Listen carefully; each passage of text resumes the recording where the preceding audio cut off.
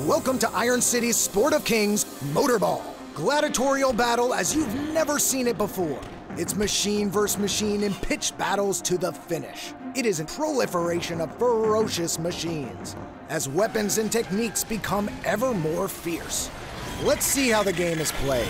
Rules of the game number 1. In team competition, 2 teams of 7 compete on each side. First league standard, though in lower leagues there are 3-team and 5-team versions. Each team is allowed unlimited substitutions as long as there are never more than the initial allotment of players. Substitutions do not apply for players removed from the track on penalty. Cutthroat matches range from 5 to 12 players. No rules. Each player out for themselves. Larger variations have ranged upwards of 45 players on the track at once. Rules of the game number 2. In all league play, armor or pads are required. Helmets are optional. Propulsion systems are permitted, providing review and approval of league office. There's no limit to the number of wheels used. Players must have arms and legs. No pure-wheeled vehicles or tank tracks permitted. Weapons are allowed with the exception of projectiles.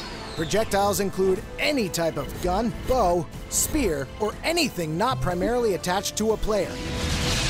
Flamethrowers are limited to 6 feet. Rules of the game number 3. Any players on either team can field the motorball and move forward as fast as possible to try to score points. After gaining initial possession of the ball, the offensive team cannot try for a score until the ball has traveled 1 revolution of the track. A defensive player is allowed to intercept the ball or scoop up the ball that has been knocked out of possession, nullifying the requirement of 1 revolution. The ball carrier is not allowed to deliberately hide the ball from the defensive team. The penalty for doing so is for the team to forfeit possession. A relaunch is called and the player is sent off the track and cannot be replaced during the penalty period.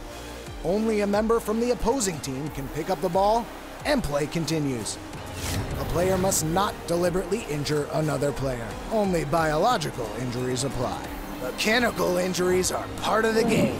It's the dream of every cyborg. Do they have the skill, the killer instinct to perform on the world's biggest stage? Will they rise above or come crashing down in a fiery blaze on the track of tears?